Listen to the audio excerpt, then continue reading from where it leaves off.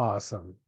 Okay, so we have gone back through our materials and we have found our sigil from our coin that we used to uh, alleviate the tension and stress of the weight of human karma that would crush us even on the roof of the Black Tower if we had no protection. Also, we're going to be utilizing that coin. We want that coin with us in the astral space. Awesome. So let's refresh our memories with some of the course that we're going to follow. Avabadam is going to pick us up here in our homes, take us directly to the sky bridge. We are going to quickly find our lock, jump in the elevator, drop down to the roof of the Black Tower. You remember last time, and that's where Lilith will be waiting for us, by the way, and will pick us up on the roof and follow us through the rest of our time in really the seventh palace of the underworld, what is considered the first two shells of the tree of life. If you, just so that you have some context, right, I went ahead and put together this quick guide, which is called EO in the shared materials. And though we never met Sandalphon, Gabriel, right, was our friend and guide before, you can see, and we may in some future class, don't get it twisted, we may in some future class meet Sandalphon. And wink, wink, nudge, nudge. All right. So I went ahead and created this mapping so that you can kind of see, based on the names, Malkut, and who on the Tree of Death, so Todd Tree of Death, the world of inner expanse, if there are angels that we have met before on our travels down the Tree of Life. There are demons in the mansions or palaces, as they are called, in the Cliffotic tunnels. And they map fairly one-to-one. So, however, like all things in the Cliffotic tunnels, duplication, multiplicity, duplicity, instead of a single head at the steering wheel of the ship of that current, there are multiple conflicting entities always vying for dominance or for submission in ruling the habitants and energies of the current of that particular tunnel. Awesome. So those demons I have mapped for you in the document called IO, as well as mapped out how they relate to the fairy pantheon. If you care about that more, you can ask about that. I may or may not be in the mood to actually tell you anything. You never know till you ask. Anyways, the abysses and where they exist are the dashed lines. And as you can see, we have a really straightforward progression from the absolute ultimate outward expanse, Keter, all things seen and unseen from before creation, Big Bang, till after all of the quantum threads collide in a cataclysmic black hole orgy of web work that it exceeds n dimensions. Awesome. Whatever it winds up being, that science finally finds to be the most stable explanation for all things seen and unseen. from before time till after time. Awesome. So we've already been there. We've already met the voice of God herself, Metatron. And we have been going further and further down sort of the rungs of the astral tree down to where we were just last week, which is right here with be here now, right?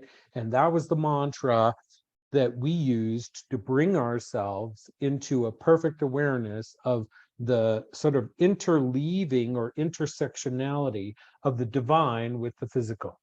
What in witchcraft, the physical, is always designated or called the material basis and is represented by the cords worn by a witch. That this material basis has a spiritual overlayment. And we got there with Be Here Now. Okay, awesome. So we already came down here to Malkut. This is where we're finally going to jump down and inward towards the inward expanse. And it's in opposite order, right? So we're starting at 7 and we're going to work to 6, 5, 4, 3, 2, 1. The way Dante's Inferno organized hell was in concentric rings. And the original Kabbalists, when they formulated the concepts of the shells of the cliff ox, thought of them in exactly the same way. Because the cliff ox, or the Sephiro, the upper nodes of the tree of life, they always saw as concentric rings. The contemporary sigil that represents a view of how we as contemporary magical practitioners view both the tree of death and, let's go ahead and pull it up, the tree of life, right, is as this well-recognizable tree of nodes that are interconnected by line, right?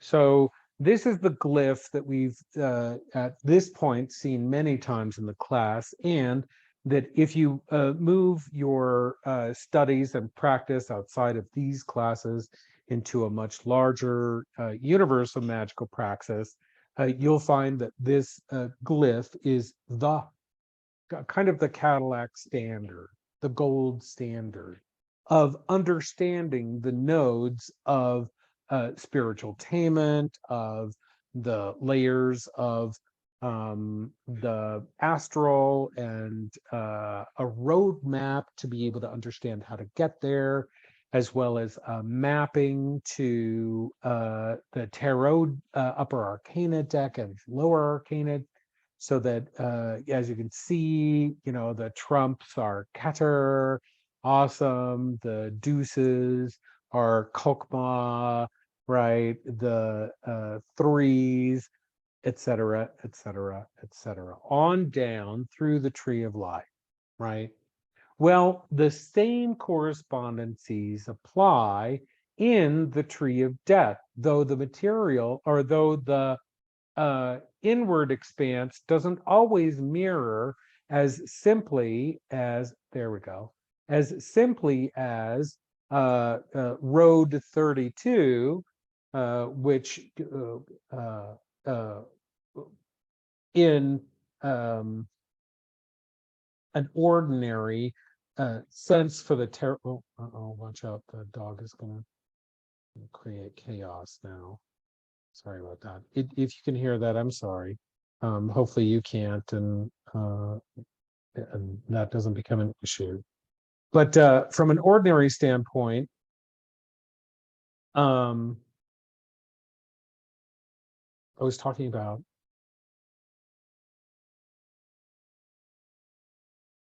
tree of, no, yes, the mapping. That's right. So in an ordinary sense, the 32nd road, right, which we are going to actually look at tonight, here, awesome, is from the pack of tarot. The connection is the world or universe card the energy is the reverse of, and as you can't see it here because this unfortunate navigation in the screen print, but you can see it if you go back to all materials and you take a look at the Tree of Death image PDF, please do. You can see that it's unbearing earth and dark moon. So though when we get to our final destination tonight, there will be a moon above us. It'll be a black moon, a dark moon, a new moon. We'll be able to see the dark body above us, but of course there will be no light emitted. And that moon itself will follow us through all of the rest of the palaces of the Tree of Death. However, the correspondences still apply. And so road 27 is still the blasted tower. We are still going to have above us the reverse of the sun card, the reverse of the star card, the reverse of, right? As shown in the additional materials, if you just take a look, right? So you can actually read these, like if you were to think of this, this is like, you can pull out your book on tarot and you can look at the world reverse, right? So in other words, instead of the power and activation that we had in last week's class with really sitting in Malkut and understanding the interpenetration of the divine with the material basis, this is actually kind of almost a realization of the opposite, that the material basis itself hides or disguises its own divine origin out of sheer fear, shame, guilt, control, seeming, any and really from what we're going to meet tonight and what Lilith is going to help us kind of understand is these are the consequences of divorcing the divine from the physical. When you do, something else takes the place of the spiritual element. For our culture, that's money and time. Money and time in production of, right? Everything that we have, everything, a pencil, a pen, the computers that we're doing this class on, my awesome little plastic Mew toy because I love Pokemon Go, right? That's here on my desk. Every crystal, every electron moving through all of this, every photon emitted as light, every sound wave that's being digitized, transmitted, and analog consumed. Yes, that's right. As above, so below. But the so below, this is below even the below. This is the ignored. This is the abandoned. This is the commoditized. This is the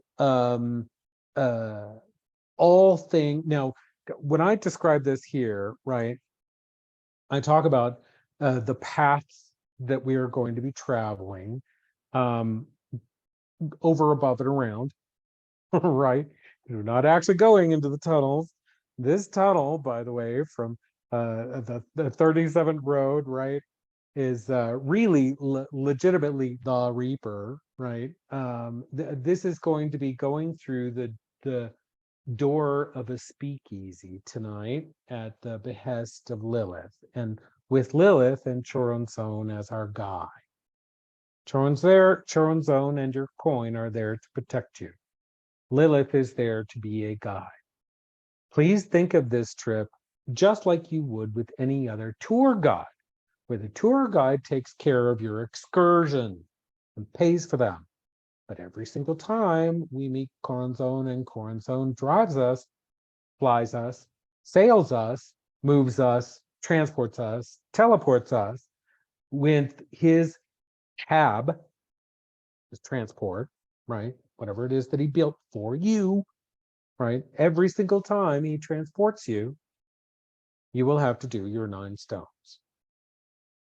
So, as a reminder, you will have a walk between this class and our next class, and you will collect 9 stones, and you will find a body of water, and you will throw the 9 stones in behind your own back, and you will walk away forever. That means you need 9 spots at a waterway, 9 separate spots. You cannot go back to the same place. Period.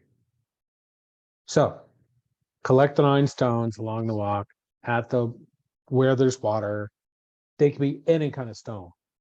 That you can pick the hugest rocks you want, or you can pick gravel rocks, pebbles, little things, anything that you find on your walk. As a matter of fact, you can make that a divinatory practice. What do I find on my walk? Oh, I found this screw. I found this piece of glass. I found this, whatever you find. Put it in your journal. Shocker, you're going to find that the universe is going to prove to you things that you already know or believe about it by what it presents to you as the stones that you have to use as payment for Choronzon. So you might as well add that to your journal. So that said, every single time you do, then yes, you can stand at a different place on the same pond, but I would highly recommend doing it over your shoulder at a place where you cannot see the last place you did. Highly recommend. This spell, by the way, you can find in any number of tomes as a Hecate supper, right? Leaving the offering at the crossroads. That's exactly what you're doing. The spirit of it is the same. The practical elements of it are very exact. Must be 9 stones. You must collect them on the walk. You must throw them across your shoulder behind you into the water. You hear the kerplunk 9 times, you walk away, period. And that's payment to Choronzon for conveying you where we need to go in the Clyphotic tunnels. Awesome. Does everyone understand the spell?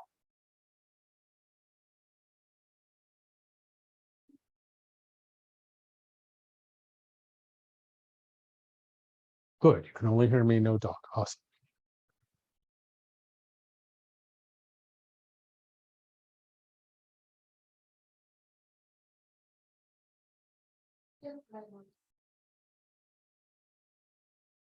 Yep, you sure can. Yeah, that's right. As long as you throw the stones behind you and you can hear the kerplunk, you're good. And really, I've done it over running water where I didn't hear the kerplunk and I felt fine. Yeah, awesome, perfect. However, you don't throw them on the ground behind you. They must go into the water. Awesome. So that said, you can do the thing. Awesome. To understand these worlds and really what we're connected to, right? If we have the world, which is matter animated, this is the opposite of matter animated. This is inanimate matter, right?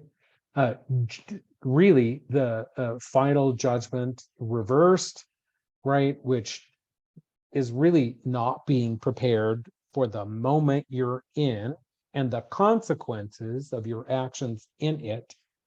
Awesome. The opposite of the sun of understanding, sheer and isolated, insular, self-gazing. The opposite of the moon card. The moon itself is already precarious and dangerous, the inner landscape. This is the inner landscape hidden even to the viewer, right? And the star, the one guiding light of hope, the opposite of that, the absolute terror and dread and fear and awe of absolutely not knowing where to go. Okay. And the opposite of the craft, art, temperance, this is not where conflicting forces find their unity and salvation in each other. This is not a yin yang moment. This is more like if you stuck yin yang on a really fast spinny thing that we all got on as kids, and it creates a centrifugal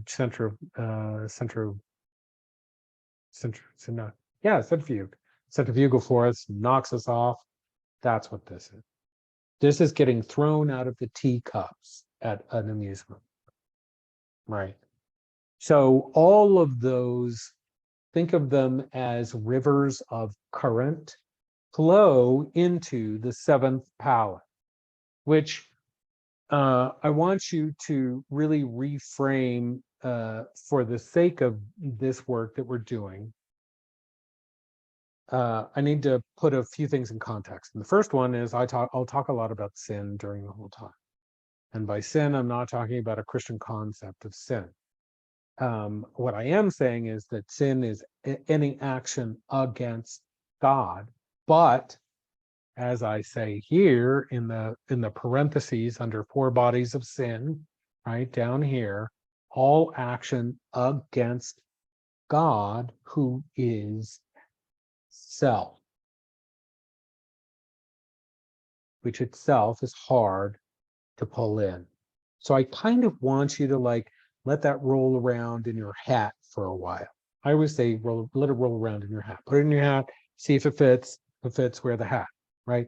And what that means is let these concepts roll around on you. So if you can't believe that you are God herself, imagine what it would be like if you could believe that you yourself were an incarnate, living God Goddess. How would it change self-perception and your perception of the world? Allow it to. God is self. Now, let's extrapolate that into all action against self. As if the self were a divine being. What are actions against self? Yes. And these are the realms that we're in. So the first realm is, and really this is why it's considered the widest gate into hell, is physical sin. Nehemoth. Oh, Nehemoth. Throwing massive, actual physical orgies. Poor Christians. They had such a narrow view of all of this. Really, what's going on in when we first arrive is going to be a lot of nonsense. And Lilith will take us to her speakeasy. That will be that will be us crossing through the 32nd road and into Lilith's own realm, where we kind of flow further and further back from conscious to subconscious action, from the overt action against self, things like cutting, things like sabotaging my life, or here's a great example. One of my ex-lovers knew that the relationship was over and he didn't know how to end it, and he didn't have the moral courage to do it. So he knew that I had left a previous lover because that lover had hit me in anger. So what did he do? He hit me in anger while I was driving him on a date night to the melting pot. He very quickly sabotaged the relationship out of his life, which is exactly what he wanted. That is covert sin. I don't think he had even really postulated this in a conscious way, but all of the cards played out exactly. We do this to ourselves. Procrastinate to the point where we're too late to actually do the assignment, so we bail. Or I didn't do the 3 miles running every week to get up to my 7-mile run that I signed up for. Or I took on a project for my boss, got halfway through it, realized I didn't have enough chops for the project, and bail. These things that we do to trip ourselves up and not be our perfect self. So we're going to move from Nehemoth. We're never really even going to meet him. We're going to pass by him. Hi, Nehemoth. Hi, Nehemoth. And Corazon and Lilith are going to guide us to the speakeasy in the bottom of the tower, and we will exit that into the true seventh palace, pure subconscious action. Now, pure subconscious action, from a fairy standpoint, we always talk about our complexities. And, truth to tell, in most witchcraft practice, we talk about the unevolved parts of ourselves. Awesome. Cool. So I'm going to call it a complex. The unevolved part of self, I am not good enough to earn more money at my job. So I'm going to deliberately set myself up for failure in my own job, right? Let's say that's a complex. Or let's take one closer to home, right? I never get angry. Awesome. Yeah.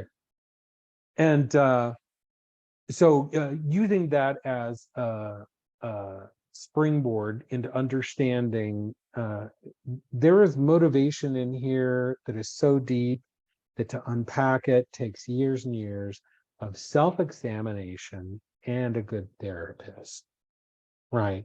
To kind of uncover, where does actual rage come from, which I did have to overcome in my life.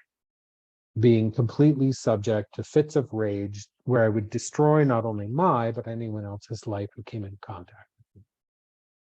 So knowing and facing that and finding that it actually was wrapped up in an idea of global self-worth on the part of a rape victim, me, for many years by many people, it really helped me in realizing that all of that rage was stuffed down blame on these individuals for ruining my life, my sexuality, my natural course of understanding my body, all of it, right? And but it wouldn't come out, of course, in destruction, active destruction of others. It would always come out in covert destruction in my own life. I get exploded from the inside out. That's this realm. That's exactly what it is. It's the realm of all human complexities. It's where all of our, so there's an awesome, I think I've mentioned it before in this series. There's an awesome quote from a book called The Bones. I'm going to put it in the chat, which you can get in PDF. And I think I even have a copy of it, and I would be happy to publish it in the shared materials for everyone. It was put together by two gals who formerly ran a dog rescue and mystery school in the middle of Missouri, 600 acres. And The Bones is about the creation of an intentional community. And one of the most important concepts that they really spend some of the first chapter dealing with is, how does a community evolve? And how do you create meaningful feedback loops to the culture creators and the culture consumers? And one of the things they say is a community will only evolve as fast as its most resistant member. I'm going to type that in there.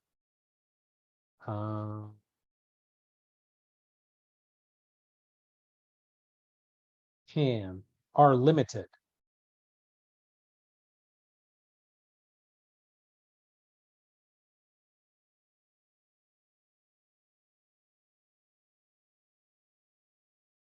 Awesome. So a complex is anything that would halt, stop, retard, slow down the evolution of the individual, and as a result, all communities that that individual participates in. That's this realm. It's sticky. It's messy. Don't touch anything. This is where your auntie told you, yes, you can go in, but don't touch a thing, right? You will sit on the couch that's covered in plastic, and then we'll leave from the door. The whole point of traveling to this realm is for us to get to a place of a beginning of an understanding of our own most resistant part, which Lilith is going to be sweet enough to grant us a brief image of. Awesome. So that's going to be our journey today. We're going to head to the Black Tower. We need to have our coin. Ava Abaddon will be picking us up with the elevator. When we arrive on the roof, Corazon is already going to be there with Lilith. We're going to head down to the bar, the Luna bar, and we're going to go into the basement speakeasy, right? And past Nehemoth on the way, and get to Lilith's true realm, the realm of all complex. Now, Lilith herself, this is the Lilith, the anti-Eve, the mother of all pre-human monsters. So think of her as the goddess of dinosaurs. Not kidding you, right? When you even look at the stories, right, that she would bear 1,000 creatures or monsters a day, each of which was slain by the Archangel Michael every day. So she's in constant childbirth of sea monsters, essentially. And that Michael has to kill. That's right. She wasn't a woman though. Lilith was around far before Eve was, and Lilith is she was semi-divine elemental sort of goddess, and she was chosen as the original wife of Adam. But she was like, oh, dude's picking his nose. He's farting. I'm not about it, right? Whatever it was, right? That was, and I believe it was that she would not submit to his will. Lie underneath him. She wanted to ride on top, mama, and control her own pleasure. Thank you very much. And for that was cast out, and God put Adam to sleep, took his rib. That's why men have one less rib. Sure, whatever. And took that rib and clay and food of life, water of life, breath of life, made Eve, and gave Eve to Adam. Sure, you Christians have fun with that. See how much traction it got you, and see how much traction it'll get you. Eve, we know, or Lilith, we know, had a much older history, and actually prehistory. There are images that have been ascribed to Lilith that are ancient beyond the recorded history. So that is the same Lilith. Is she the same one that wouldn't bow? Yep. Is she the same one that bears all these 1,000 sea monsters that get killed every day? Yep. Is she the goddess of all living things before human history even started? Yes. Which would make her the goddess of dinosaurs and the bearer of weird-ass giant monster beasts. Yes. That Lilith. Who also, we have a moon of Saturn, I believe, named after Lilith, who is really about, I think it's about the size of the thing. And I know that they picked her, I can't remember what the esoteric meaning was. It was on the tip of my tongue, and it's gone. So there's esoteric meaning behind the choice of all of them, Vestal, Lilith, et cetera, et cetera, et cetera. And already have found their way into astrology and astrology textbooks as now that they have some provenance with these celestial bodies to really define exact rules for them. From our perspective, she's the queen of the complex, right? All of those things that are so inconvenient that we choose to ignore them. So, and what is the cost of them? So those are kind of that's the world that she kind of parlays in and she moves in. And of course, Liv, she's a psychopompous type character. She moves between worlds easily and shapeshifts to suit them. Cool.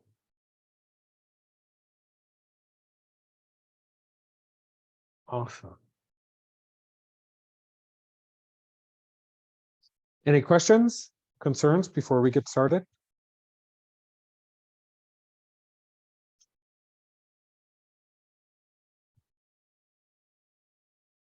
Awesome. Take a deep breath in. Deep breath out.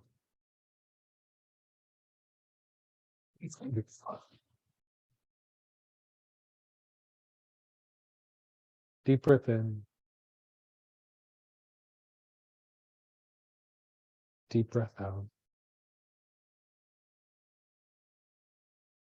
Better do two more.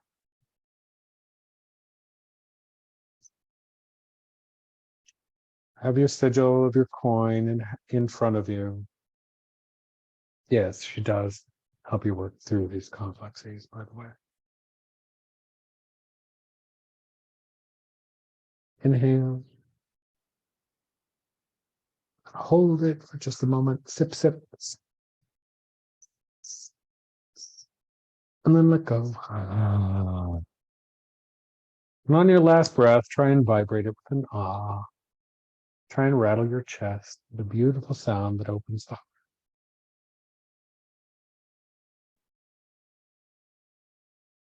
And when you're ready and when you are ready to begin, say the word yes.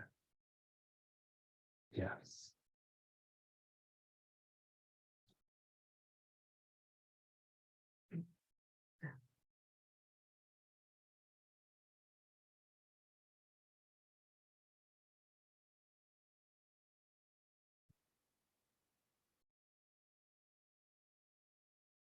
Once you've memorized your coin, feel free to close your eyes. Continue to breathe deeply and relax. Find a position that you can tolerate for a longer period of time and adjust your limbs so that they are comfortable and weighty. Continue to breathe in and breathe out.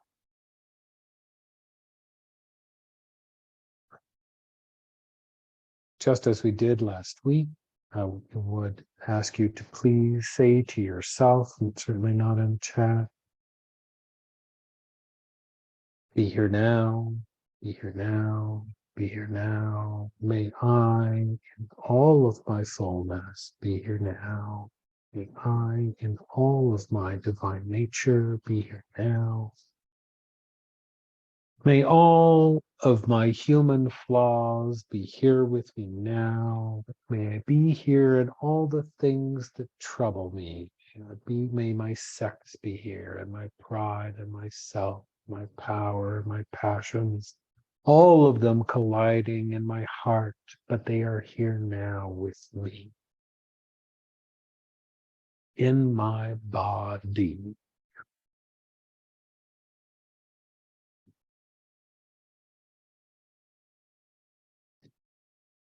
And call Avabadam, Avabadam, Avabadam, Avabadam, who shuttles us between ways and places. Avabadam, spirit of the ghost of the broken road. Avabadam, you who travel to and from without anyone seeing or knowing. Avabadam, tall, beyond tall. And feel as Avabadam lowers into your space in the elevator that will take us to the sky bridge.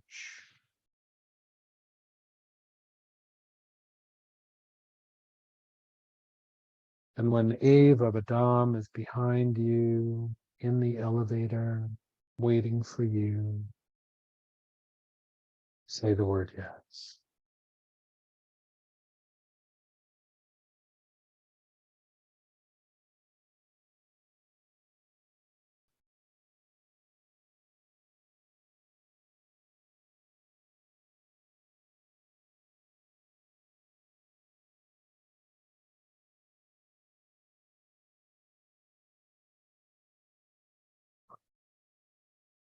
Allow yourself to greet Deva Badam.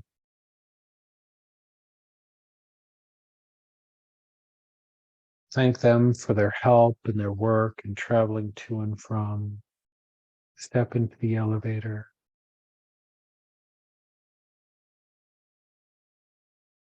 Watch as everything proceeds as you expected.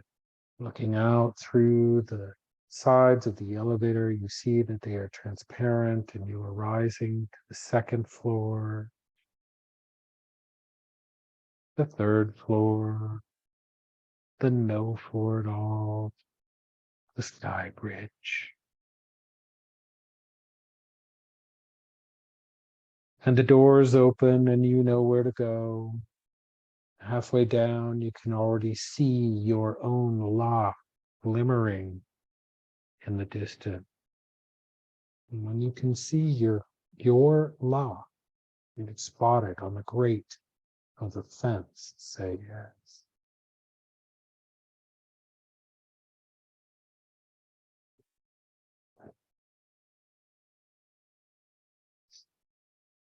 Time can move as fast or slow as you can move through this space. With surety, go to your lock, unlock it, open the gate, and see the additional doors behind that open as you open the gate. Step inside and press the one button.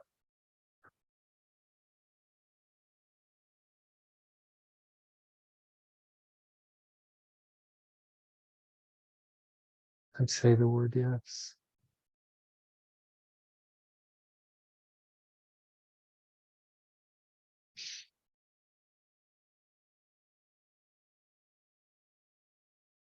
The swirling light that surrounds the black tower like the event horizon, trapped light around a gravity center,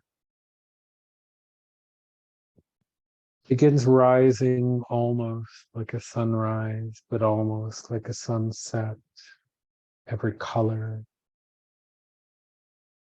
And just like the rings of Jupiter, this ring of light is composed of swirling souls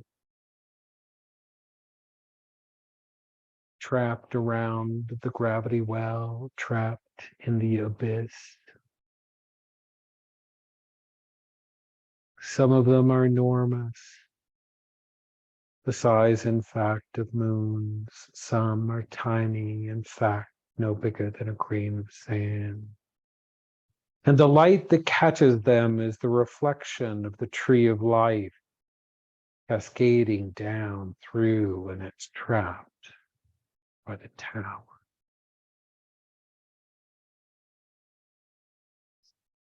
Put your coin into your pocket before we get to the tower. And when your coin is in your pocket and you can feel it releasing the weight of this gravity, say yes.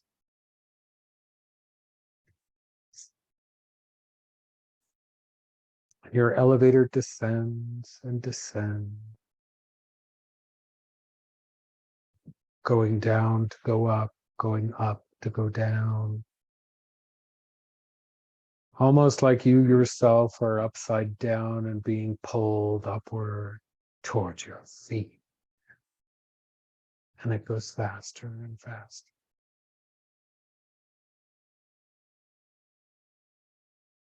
Until you land on the helipad on the top of the black tower and step out of your doors. And then say yes.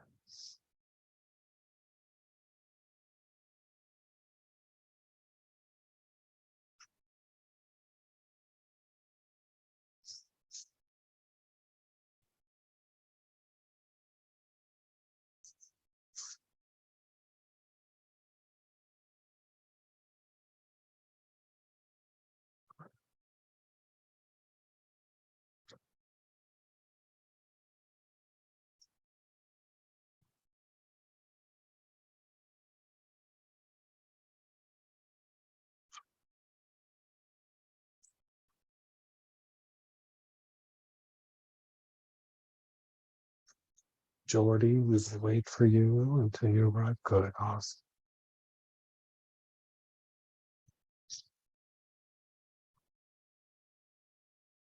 Looking up, you see the tower. You see the bridge. There's the tube of light that is a forever horizon away. That is the light trapped by the towers. Their feet themselves feel the black stones under your feet. Where gravity is only made less by the magic in your pocket. The gravity itself, the crushing weight of all sin, of all humanity.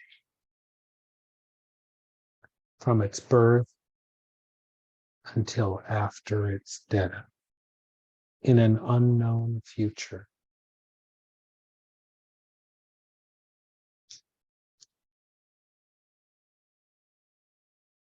Lilith and Corazon are waiting for us on the roof, across from our own elevator at the small hut that is a stairwell next to the elevator that takes us to the main elevators.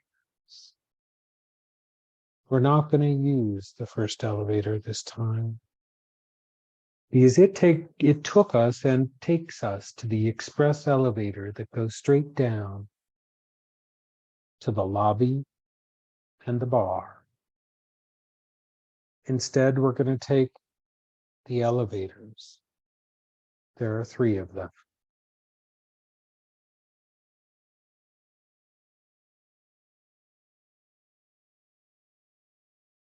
So come around with Corazon, greet Corazon.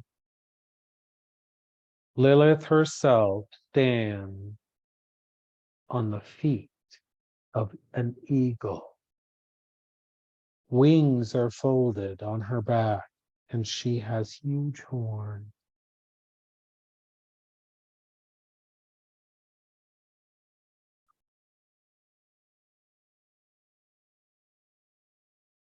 She is compelling and mesmerizing, almost as if around her there is movement and a wind and a darkness that moves like shadows and light.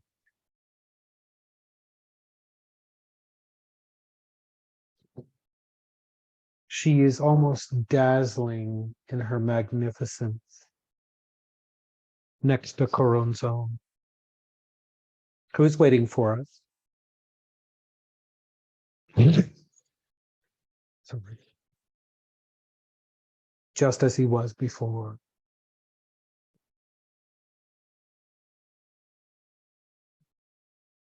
She greets you and shows you the stairwell, opens the door, and she and Corazon go first.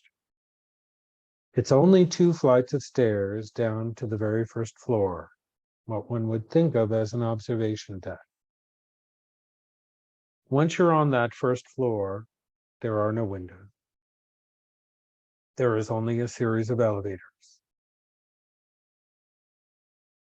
Once you're at that floor and you open up on a hallway with elevators on this side, on your left, elevators on that side, on your right. Everything is gray and gray light. The floor itself, however, is pure jet black. And when you look at your own hand against the blackness, it is vibrant in the fact that you're alone. When you're in the hallway of elevators, vocalize the word yes. Yes.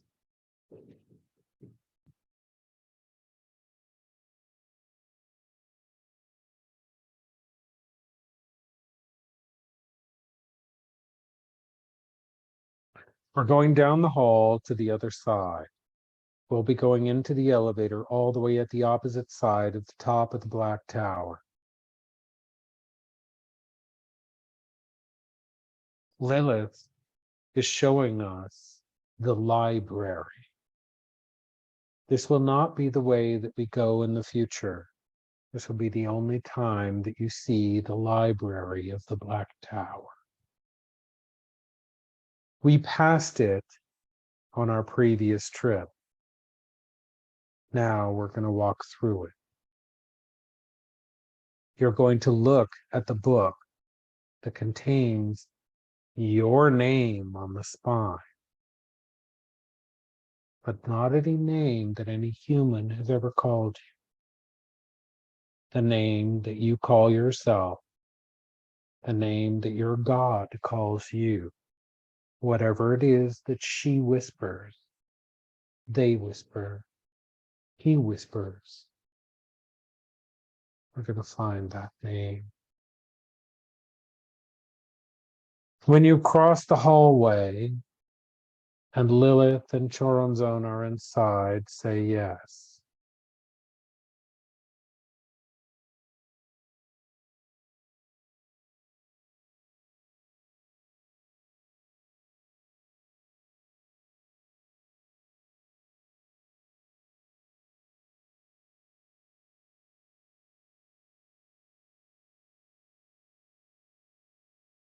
The elevator stops very quickly and opens, and in front of you is the entryway to the library, and above it, carved in the stone above the doorway, are "Know Yourself." Pass under that archway, and you can see beyond it witches, magicians, insane people, broken humans, geniuses, mystics from every age of humanity, and legions of librarians. The first librarian comes up to Lilith. Allow Lilith to do the work. She will parley with the librarians. And Lilith will follow you to the book, to the disc, to the laser platters, to the DVDs, to the recordings of lives on 3D, replayable marbles, on whatever media your imagination can believe would contain every minute, every thought, every feeling. Mine is a book. Yours will be what it is. We're moving quickly now through the library, past stacks and stacks of books that are multiple stories high. Each bookshelf has ladders that go into the seeable heavens and is all the way in front of you. The librarian moves quickly, left and right, right and left. Remember the route through the library. And feel at the end the present of your life story. You can already see it glowing in the shelves in the distance. When you get to your life story, say yes.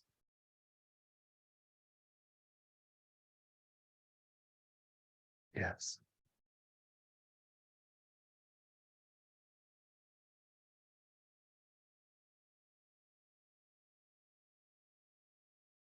Open it to the beginning. Verify this is you. If this is not you, tell Lilith. Lilith will negotiate with the librarian and find you your life story. If this is yours, you'll see confirmations at the beginning, things that you recognize and understand to be your own history. When you can verify that this is your life story and not someone else's. Say yes. And put the story back.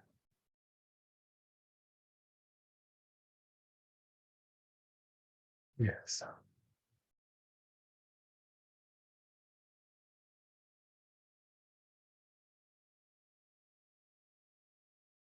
This life story, this book, this tape, this disc contains everything you've thought and were afraid to think. It contains everything of you, even your essence. It is what some people call your Akashic record, and it includes all of your past lives. Memorize where in the stack your book is, and when you're certain that you can navigate again back to your book, localize the word yes. Take your time. Make sure you know where your book is.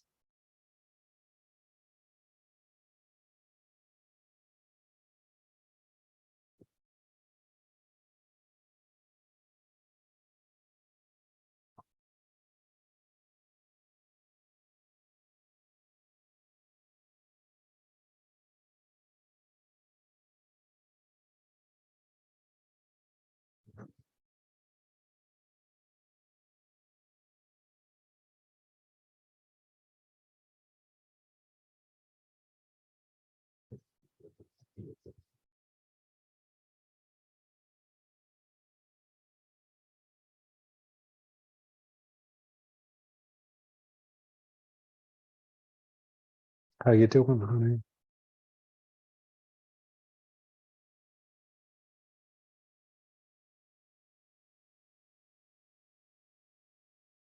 Got it. Awesome. Now that you know where it is and you've memorized how to get there, ask Lilith to help us move on. And when you're back outside of the arch in which are carved the words, know yourself, in every language, and always exactly the language of the viewer, say yes. Yes.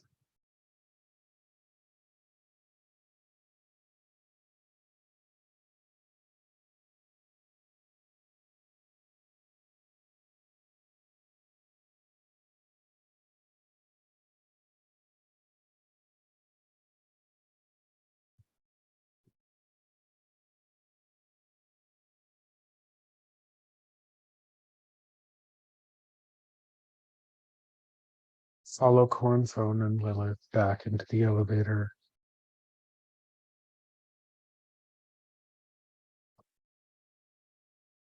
We're going to go to the express elevator now. And every time after this, we will go straight from the quick to the express. So we, of course, drop down when you're back at the interchange with the express elevators where there are windows. And you can see the glistening of Daya, the shell of the fallen Sephiro in the distance. And you're ready to go all the way down to the bottom floor. And they're waiting in the elevator. Say yes.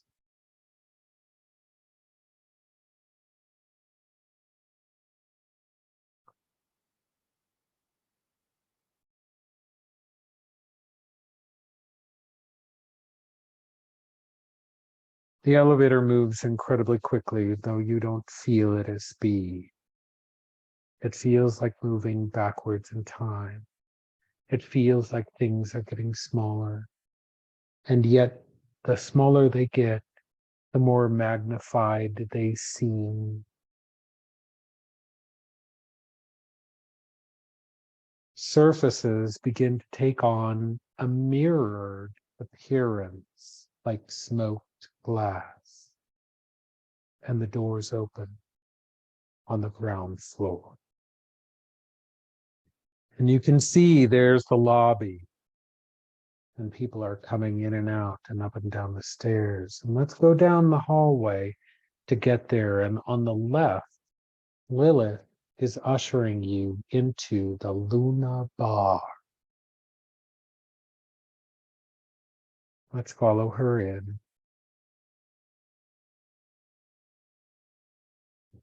And when you're in the bar, say yes.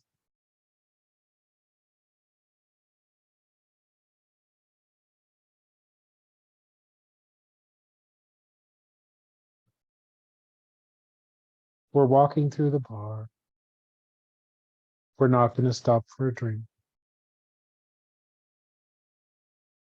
Many boys and many girls and some creatures, we don't know what they are,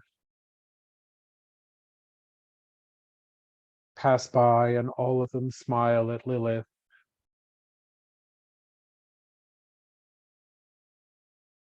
All of them nod at Choronzon. And all of them see you. Nehemoth is at the backside of the bar in a raised VIP area and surrounded by his students. Nehemoth you can recognize because of the diamond, red diamond in his forehead. His horns look identical to Lilith's. He has an enormous and painful looking phallus that reminds you of an insect. When you see him, Nehemoth, say yes.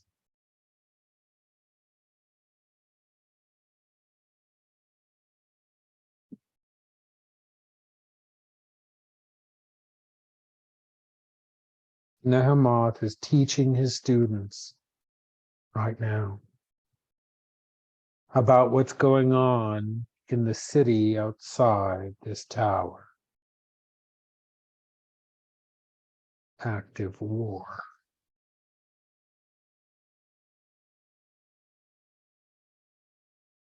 And he's teaching them how to survive.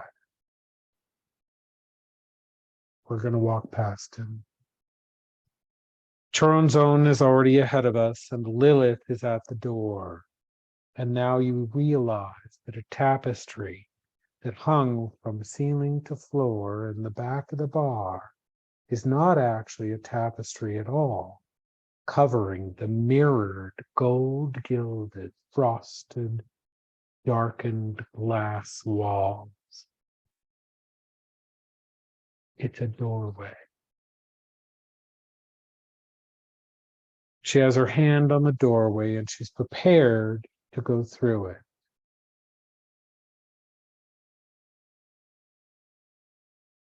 But it's a speakeasy.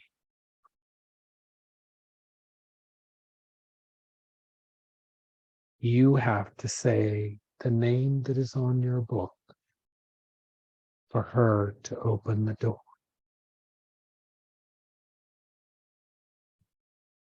This is a place, don't go through yet, don't open the door yet. Don't ask her to open that door yet. Jordy, Honey Soames, Danny, and you must know that the door you will pass through will be a once in a lifetime moment. It is every moment that you realize once I act on this impulse, there is no turning back. And I have to face the future with my new perspective. And if you are not ready, Choronzon will take you back. leave the class. Have Chiron take you back to your body. Never come to this place again until you're ready. If you are ready and you know, yeah, I kind of came here to get my life changed. I'm about it. Then say yes.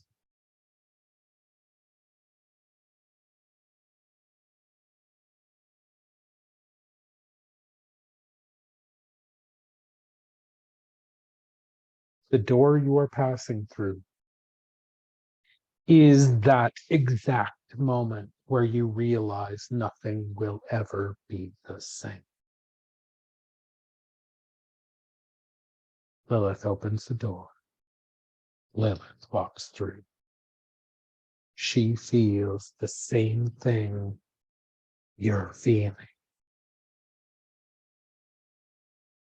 Like her life will never be the same.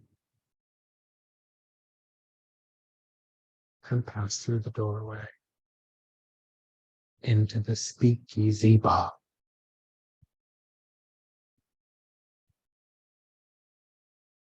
Yes. And vocalize the word yes.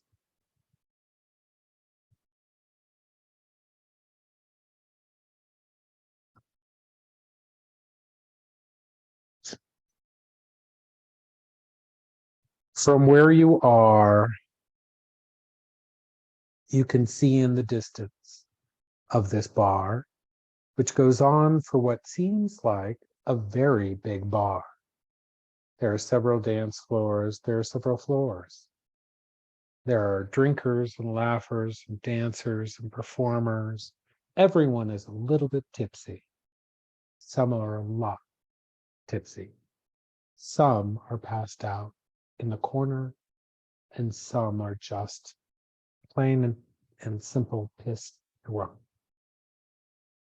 Everyone is to a certain point numb. Everyone doesn't understand the consequences of their decision. So watch out for stumbling people, drinks being thrown, people retaliating. Follow Chiron's own and Lilith to her private booth. And when you get to her private booth and you have a seat and the barkeep brings drinks, you can cross your legs and we can begin. Say the word yes. Yes.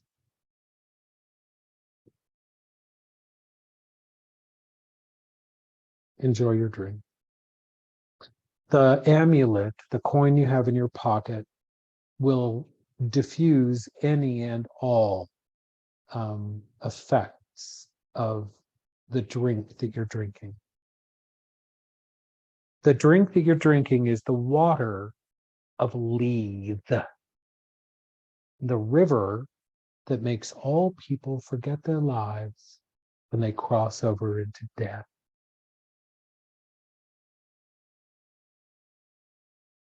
This is what everyone is drinking. Lilith laughs when you realize the truth. They're all forgetting. You are not.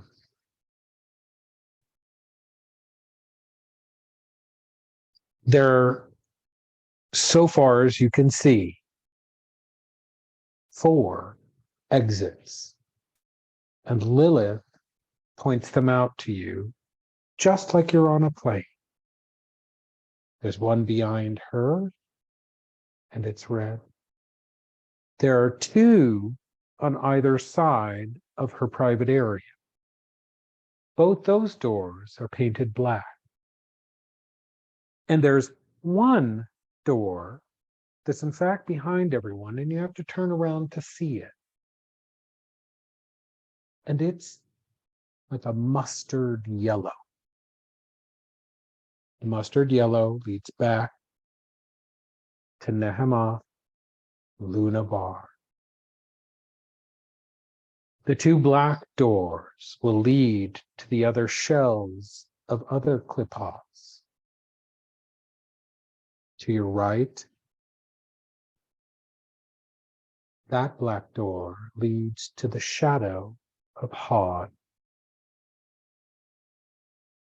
To your left, that door leads to the shadow and shell, Netzah.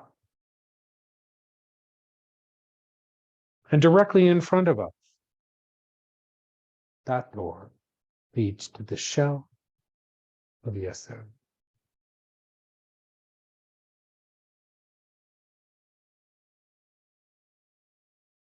Breathe in.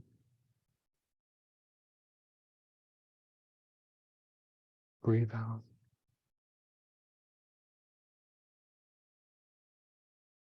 It's time for Choron's own to move us along.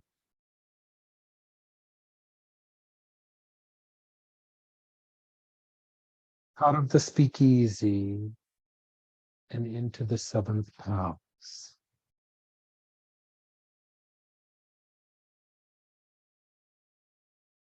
Walk back through the yellow door. Go back out of the lobby on the street. And when you and Corazon and Lilith are in your limo or your ship or your cab or your car or your Uber or your teleporter singing,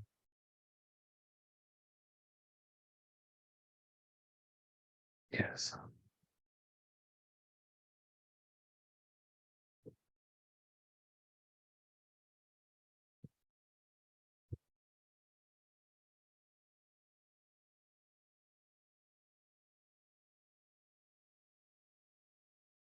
In the car, all moves very quickly, and everything is either a shade of red, kind of an ochre, sort of almost a blood red, like rust,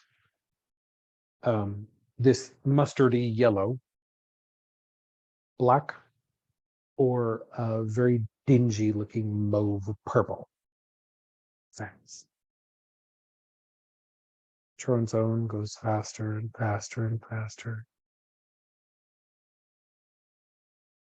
And you can see that you're passing huge cities of the dead. But only in the distance.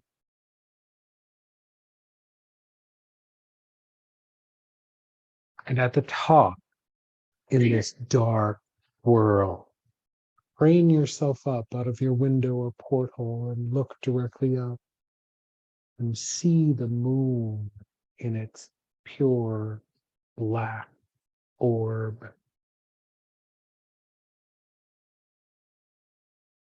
And when you can see that moon, say, yes.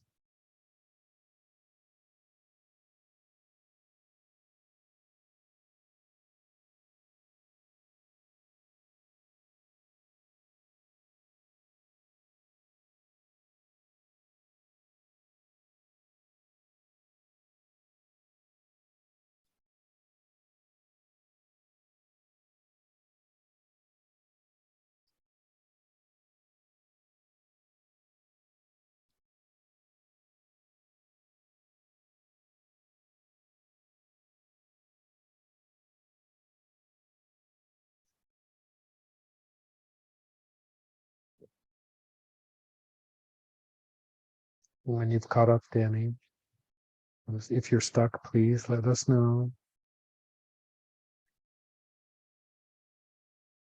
You should be able to see the black moon above. Make sure that you are alone in the car with Lilith and Choron's own. If there's anyone else or anything else in the car, bring it to Choron's own's attention and he will eject that from the car. Good. Danny, can you see the moon? The black moon. Awesome. Please note around the outside of the moon and not touching the moon is a cloud of moisture. And that moisture itself is falling on you right now. There's a gentle rain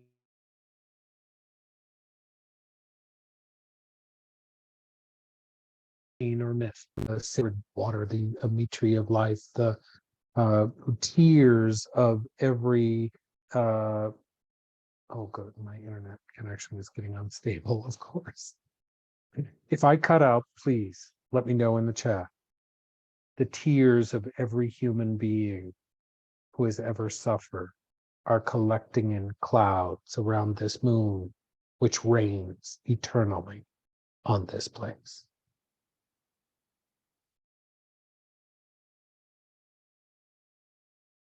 Look ahead of forward again and see in the distance Lilith's palace, the seventh palace, the palace of lust, the palace of empty sex, the palace of sexuality gone awry, the palace of all things which are using sex to hurt, harm, degrade, punish. And when you see the palace, say yes.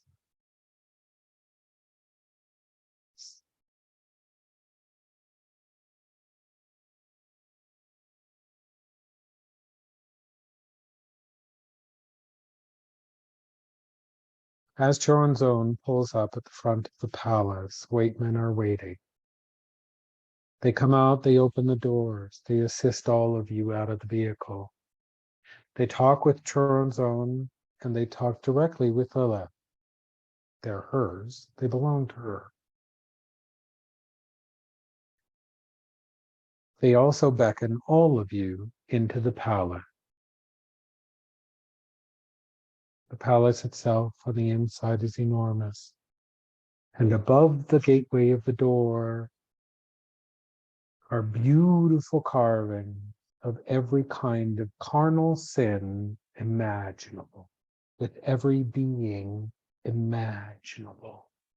And all of them move, writhe, make love, kill, suck, eat, fuck each other constantly.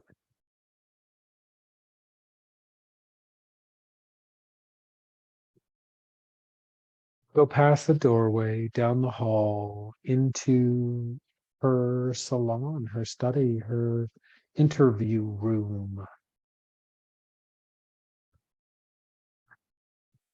And when there and ready to enter, say yes. Yes.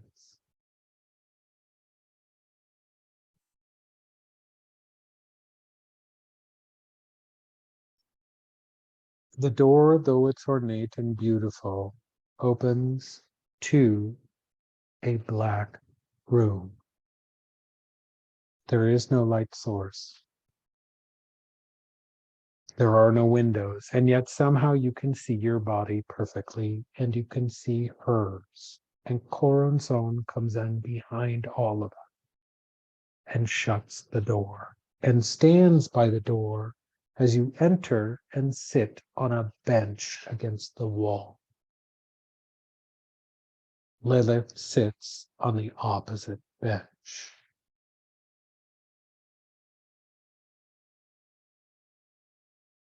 And when you're seated, say yes.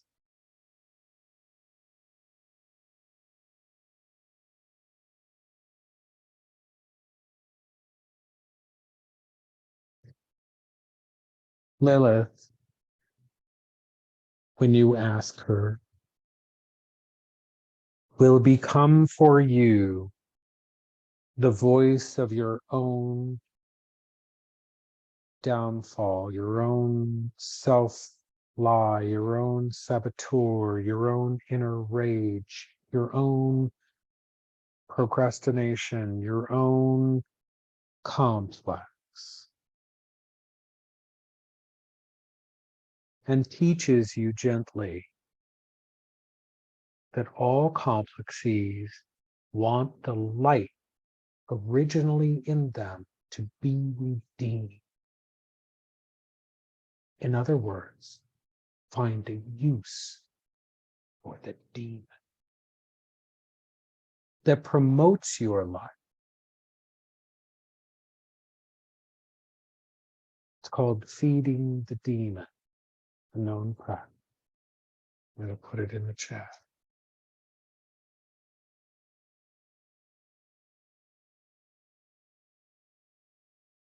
Essentially,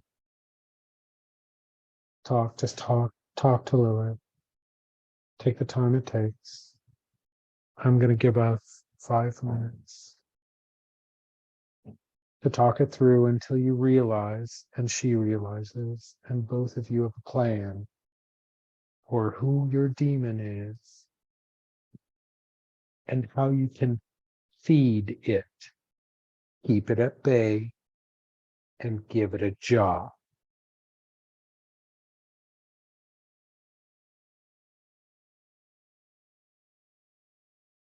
And when you've done that, say yes.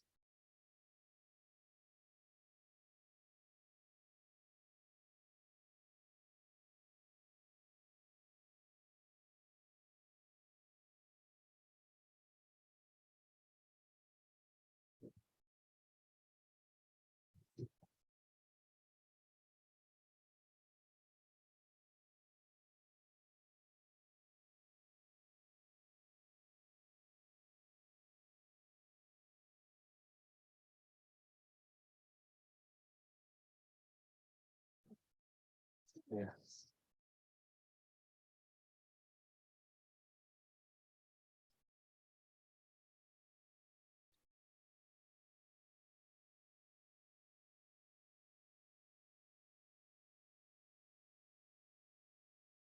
As you hold space for others and they catch up, just look at everyone. Look at this.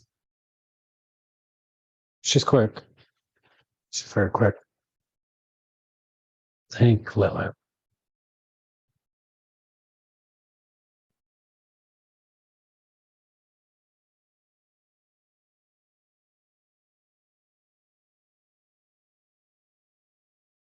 You can hug, you can kiss, you can laugh, you can touch, you can cry, you can scream.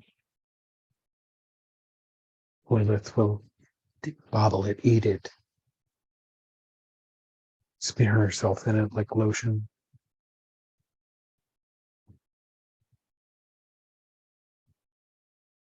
Oh, look over fear. Lilith points out that the very specific roads that are surrounding you right now can help you with the mental, the emotional, the imaginary portions of this, as well as the spark of essential light, which made you form your complex in the first place. Psychologists say that we form these monkey dances, as I call them, these rote behaviors, unquestioned assumptions, these neurotic choices that we make over and over and over again, these behaviors that degrade our health or our mental health or our social health or our sexual health. These demons of ours at one point or another served us well, and that created them. They have, from that time forward, been more our masters than us theirs. They are exactly the devil in the old devil car with chains around our necks that we could just simply lift off. I've always said, oh, the lies each soul perpetrates upon itself in defense of its own ignorant pain. All of these truths wake up for you. As Choron Song tells you, your time is up.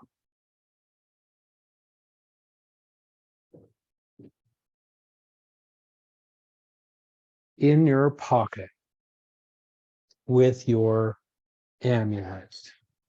Pull it out, look at the sigil, put it back in your pocket. In your pocket as well, in your purse, in your bra portion, in your whatever you're using to carry stuff, are already your 9 stones waiting for you. Walk over to Churin's home, hand him the 9 stones. Thank him.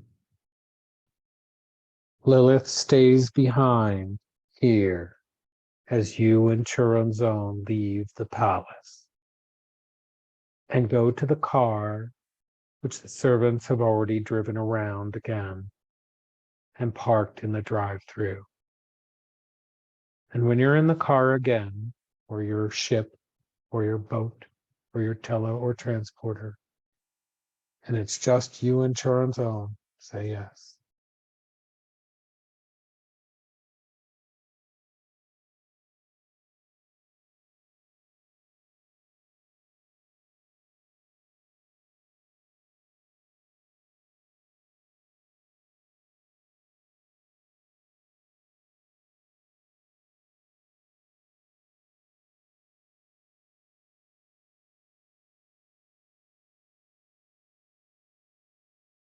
Good.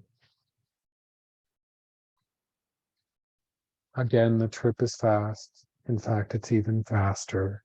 You're already arriving at the Black Tower. The doors open for you and you're walking down the hall past the bar to the speed elevator.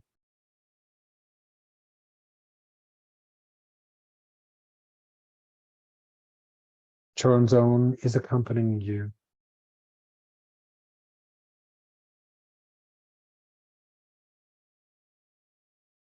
Go up the speed elevator, transfer to the quick elevator, which opens upon the roof.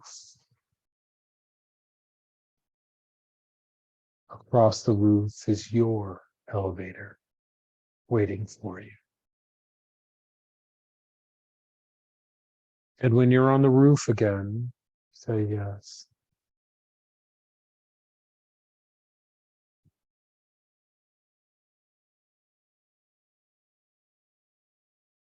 He escorts you to your door.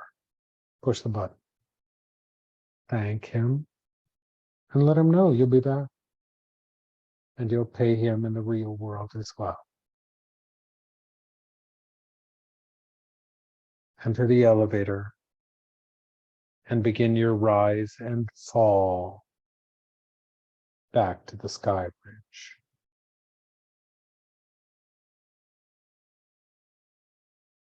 And at the sky bridge, doors open and close. You walk through, close the gate, and lock it with your lock.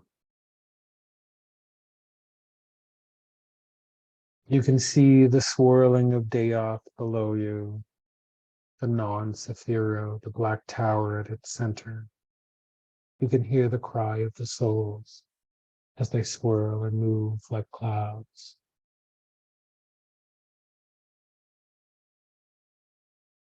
And back to Ava Badam, who is waiting for you and will take you back to your body.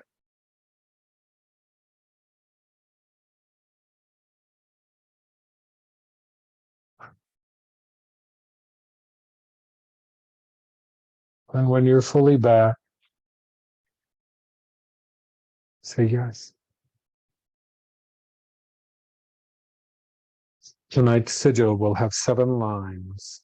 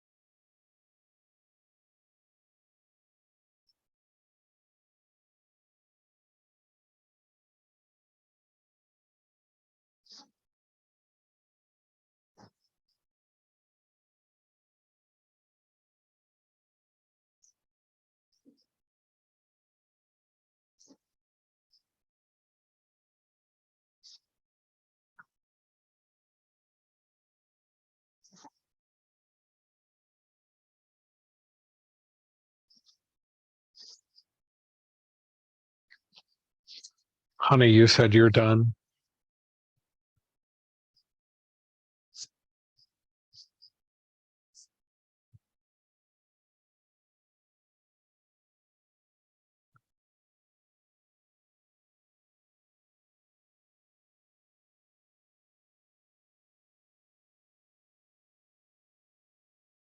Mm-hmm.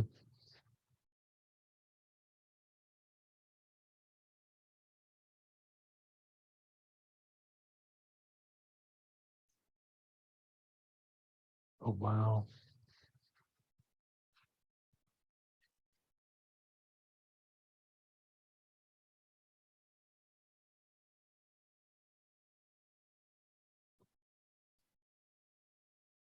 Wonder if I can get nice.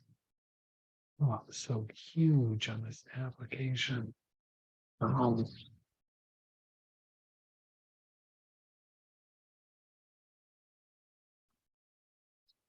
wow. Yeah. There's line, there's pixels. See if we can get them both up.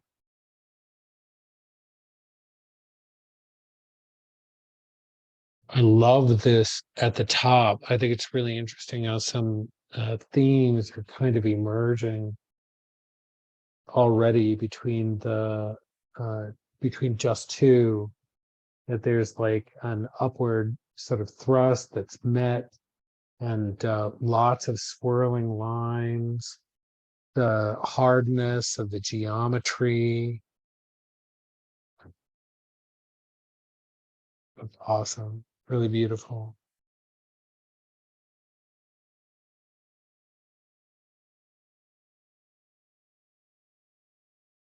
Yeah, of course. Absolutely. I can speak, right? Yeah, of course. Anytime. Anytime. I was actually I didn't really have an image in my head, but Lilith being in the house of lust, that's actually what I spelled out. The swirl at the top is the L, and then US. That's fantastic. Oh my God, now I can see it. That's fantastic. And the circle with the kind of Uh-huh. squiggly line there, that is actually the letters for onyx. That for some reason lust and onyx were the two things I had in my head. So and I learned to do sigils by using the letters. So Yeah, that's right. No, totally. And I'm really kind of an unusual teacher in that I don't really stick with the strictness of that. However, I always say this in any of my classes. If you have magical provenance or learning or teaching that you understand from previous work that you can bring to bear on this, really the more packed with meaning it is for you, the better it'll work, right? I always say, I want it to, I had hair on the back of my head. I want it to raise the hairs on the back of my head when I see it. And it should be something that's compelling, awesome, terrifying, beautiful, fascinating. Oh, watch out. Here comes Jordy. I actually Let's love your see. style of teaching how to make this sigils, by the way. I think it really What's that? helps with the creativity too. Oh, good. Good, good, good. Let's see if I can, yeah, I think I can save it to upper, save, and then I should be able to open that. Yep, paint is fine.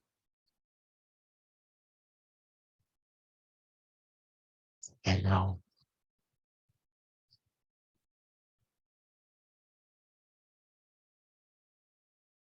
Three very, very different pieces of work here. Really awesome.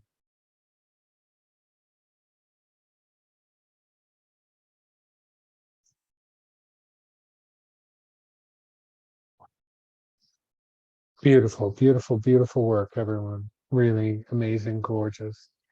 These are going to be joy to cast, and I can't wait to cast them and journal them and do my 9 stones ritual.